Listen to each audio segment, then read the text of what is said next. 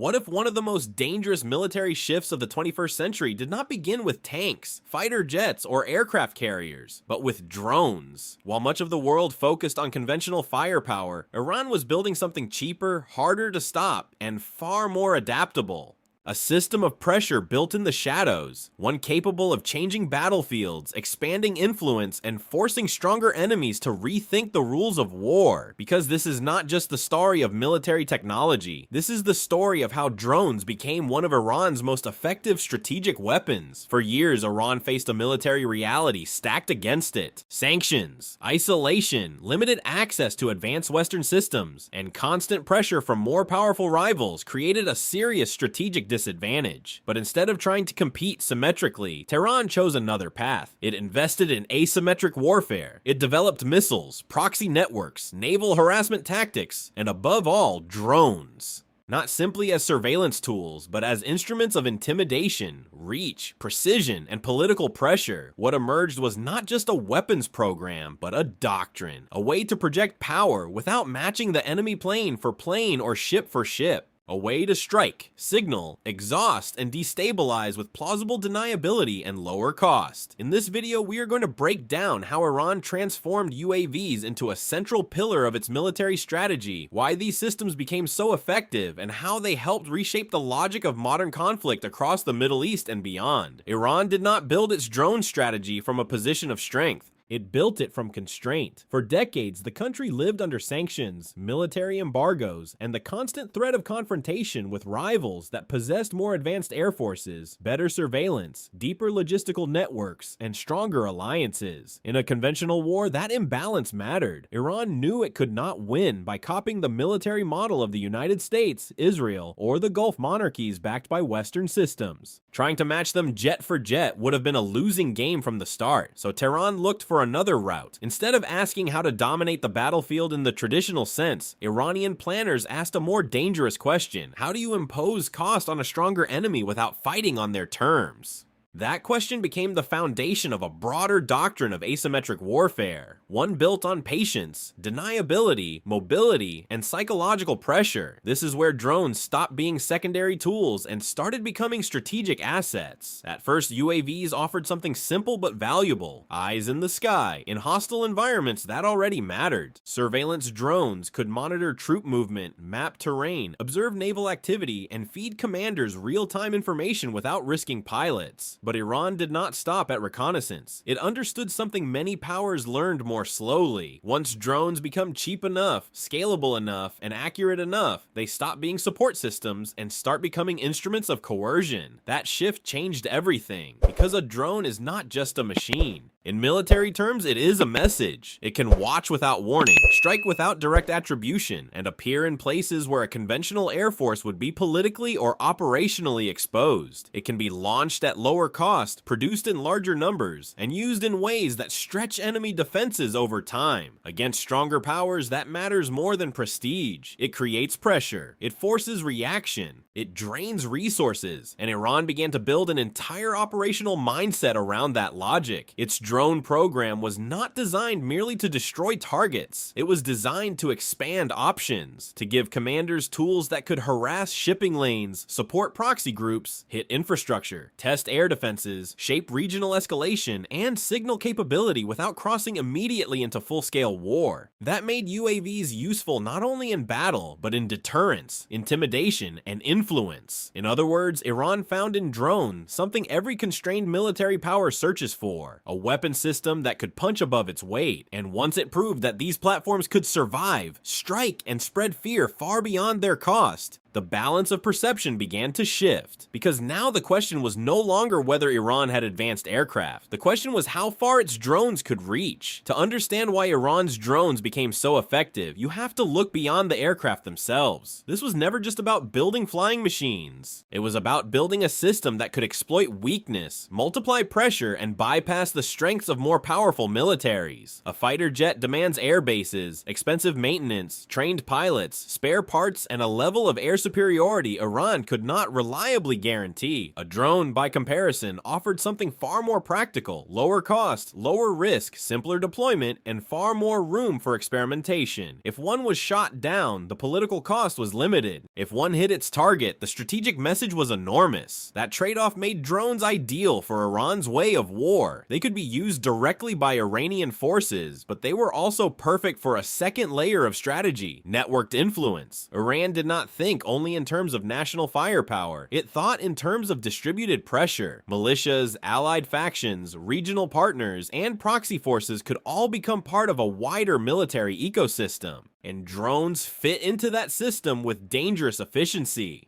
Why? Because they are transferable. A missile program is harder to hide, harder to move, and harder to delegate. A drone program can be adapted, copied, assembled, modified, and deployed across multiple fronts. That meant Iran was not just creating weapons for itself.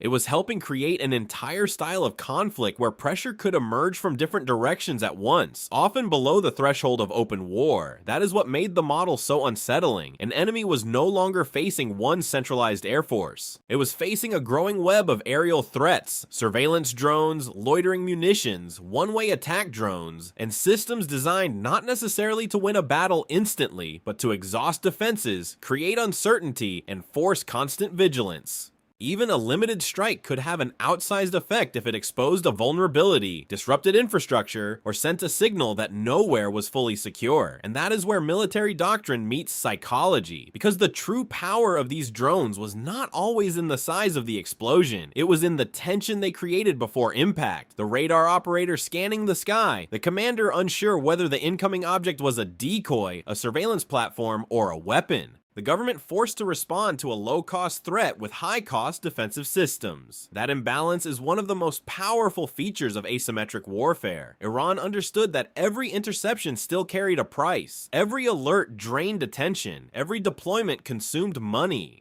Every successful penetration damaged confidence, and once drones started proving they could travel long distances, evade detection in certain conditions, and strike sensitive targets with plausible deniability hanging in the background, they stopped looking like improvised tools of harassment. They started to look like a doctrine mature enough to challenge the logic of conventional superiority itself. Because now Iran was not merely compensating for weakness, it was turning weakness into a method. But no military doctrine becomes truly dangerous until it is tested under pressure, and Iran's drone strategy was not shaped in theory rooms alone. It evolved through real conflict zones, contested airspace, covert operations, proxy warfare, and repeated confrontation with enemies that were technologically superior but strategically overstretched. This was the proving ground. In these environments, drones gave Iran something few weapons could offer at the same time: reach, deniability, persistence, and flexibility. They could scout targets, follow movement patterns,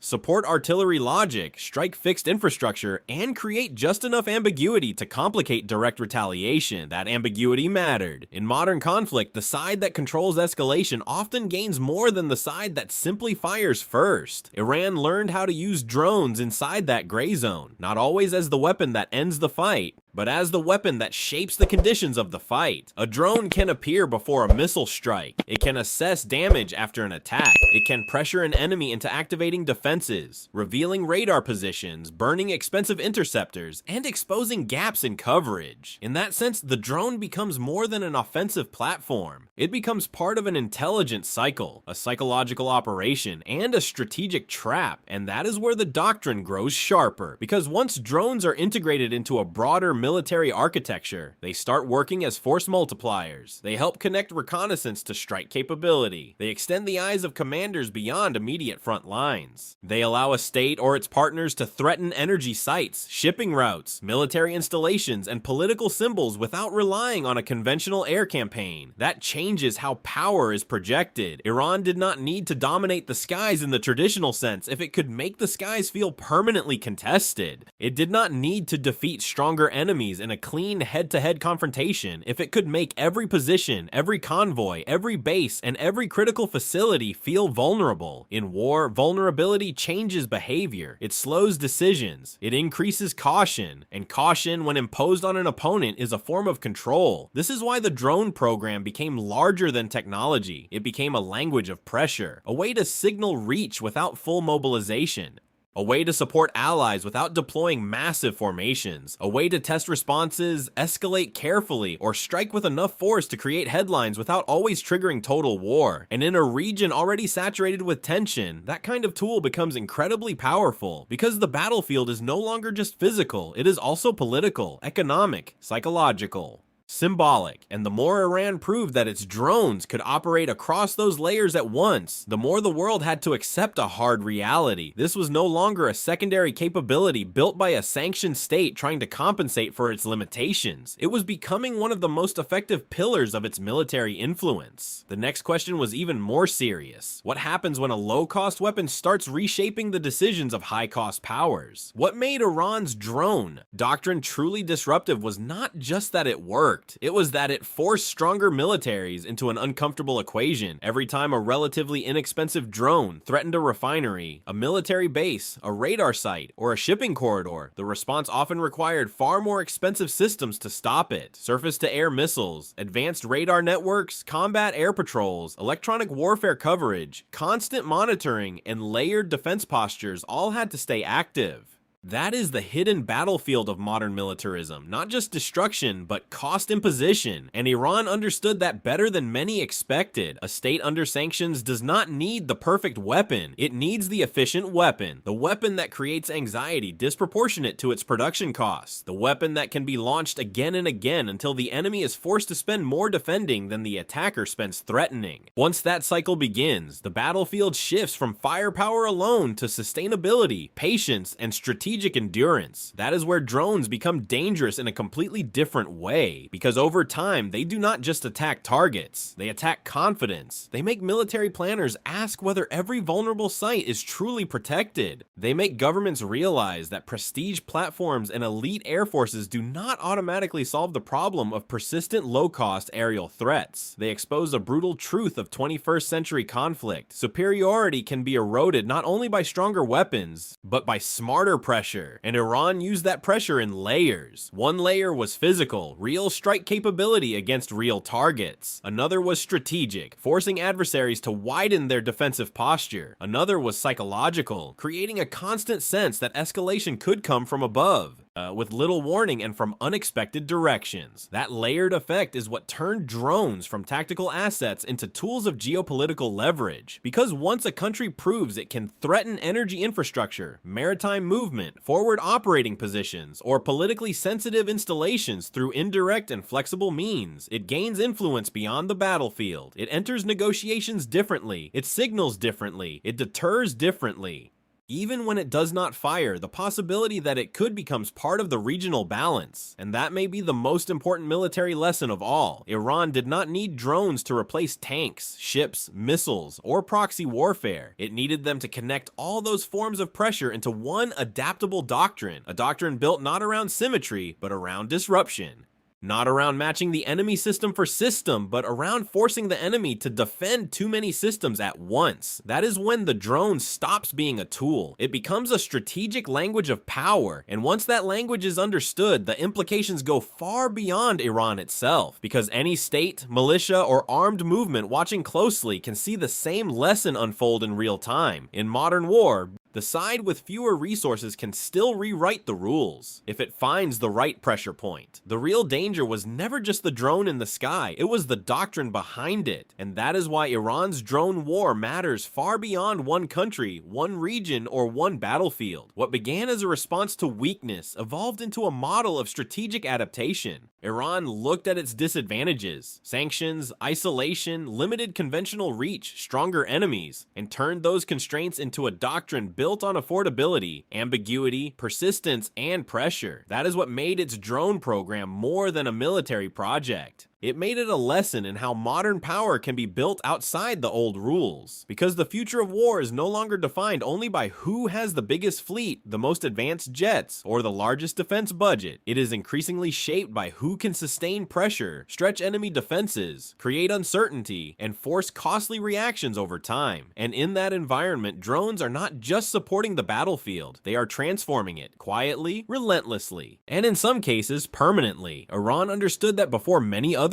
did. It saw that a low-cost platform used with discipline and strategic intent could influence regional calculations, strengthen proxy networks, challenge advanced defense systems, and project power without needing total air superiority. That is a profound military shift. Not because drones are invincible, but because they are changing what effective force looks like in the first place. And that is the real story here. Not simply that Iran built drones, but that it helped prove a new reality of militarism in the 21st century. The balance of power can be shaken by weapons that are cheaper, smaller, harder to predict, and deeply integrated into asymmetric strategy. In that kind of war, dominance is no longer just about overwhelming force. It is about sustained pressure, and once that pressure becomes doctrine, the battlefield changes for everyone. So when we look at Iran's drone strategy, we are not just looking at one country's military evolution, we are looking at a warning. A preview of how future conflicts may spread, escalate, and endure. Not always through massive invasions, but through persistent systems designed to wear down stronger powers from the edges inward. That is what makes this story so important, because in the age of drone warfare, the most dangerous weapon may not be the one that explodes the hardest. It may be the one that forces the world to fight on entirely new terms. If you found this breakdown valuable, leave a like, comment with your view on the future of drone warfare, and subscribe for more cinematic military analysis.